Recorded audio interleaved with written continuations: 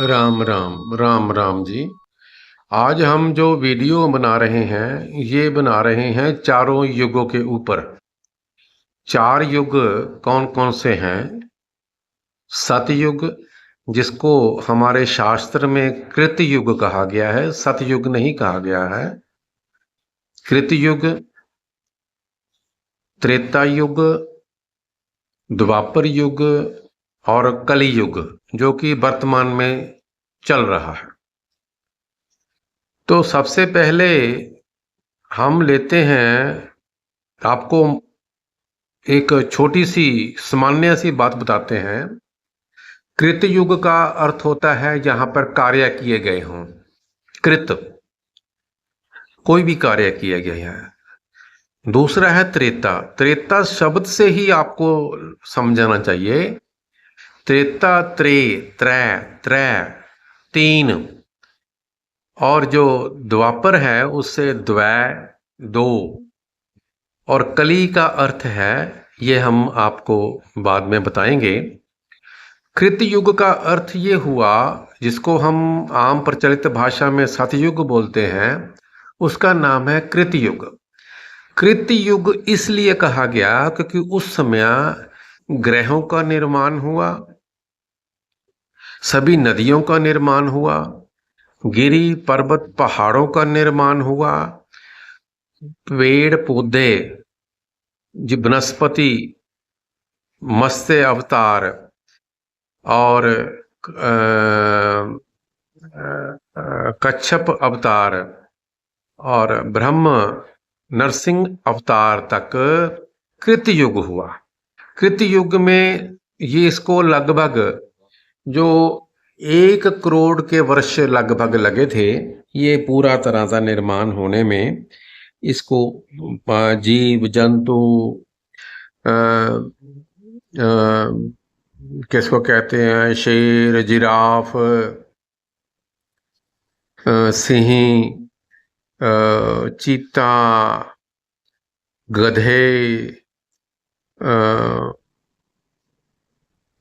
मुर्गे, ये सब कृत युग में हुए। कृत युग में इन सभी का निर्माण हुआ। तो आगे चलकर फिर जैसे जैसे समय बीतता गया, फिर आया त्रेता युग, जब पूरी शक्तियां ऊर्जाएं इस पृथ्वी पर आ गई, सब कुछ जो निर्माण हो गया, तो फिर मानव सभ्यता का प्रादुर्भाव करने के लिए त्रेता युग हुआ। त्रेता युग में तीनों जो गुण हैं वो थे सत, रज और तम। तीनों गुण थे। जैसे कि उस समय में ऋषि मुनि राजा तपस्या भी करते थे, राज भी करते थे और युद्ध भी करते थे। जैसे भरत जी ने तपस्या करी, राम जी ने तपस्या करी, दशरथ जी ने तपस्या करी, तो तप किया। और मरीच और रघुनाथ, रघु, सभी राजाओं ने, दशरथ जी ने और जनक जी ने तपस्या करी, तप किया। उसके बाद उन्होंने राज किया और जब आवश्यकता पड़ी तो तम से युद्ध भी किया। तो 3 गुण उस समय विद्यमान थे। ये लगभग, ये भी करोड़ों वर्ष चला। उसके पश्चात आया द्वापर युग। द्वापर युग का अर्थ हुआ द्वै, दो, दो, दो, दो गुण। 2 गुण कौन कौन से रहे? तप तो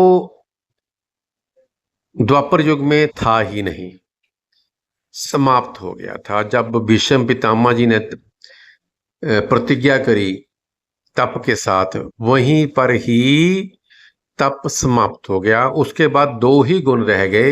एक रह गया रजगुण और एक रह गया तमगुण।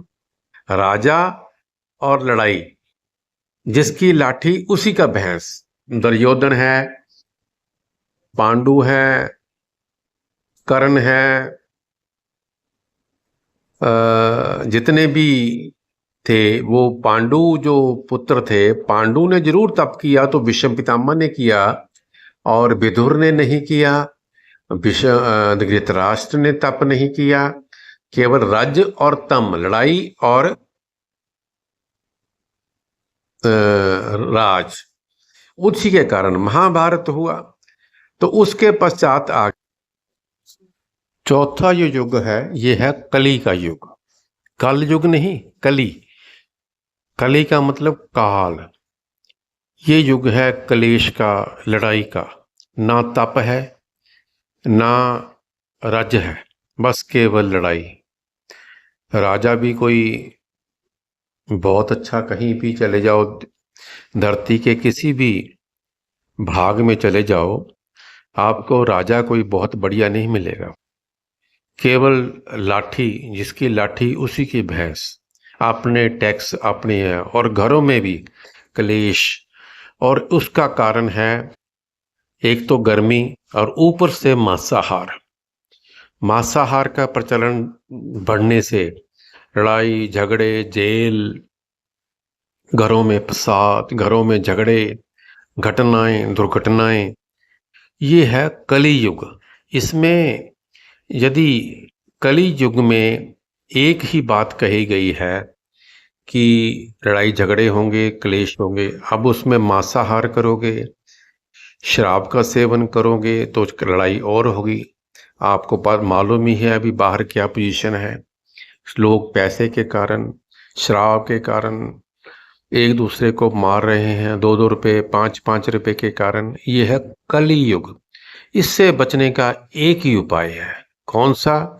संत महात्मा ने कहा है, नाम जपो, नाम जपो, नाम जपो। कौन सा नाम? राम राम, राम राम, राम राम। राम राम जपने से ही इस कली के प्रभाव को कम किया जा सकता है। नहीं तो चल सो चल, प्रत्येक भाग में अपने आसपास देखो लड़ाई झगड़े। तो ये आज सभी युगों का जो वर्णन है वो हो गया है। तो आशा है कि आपको पसंद आया होगा। यदि पसंद आया, लाइक करें, शेयर करें, ताकि और लोगों को भी मालूम हो सके। राम राम, राम राम, राम राम।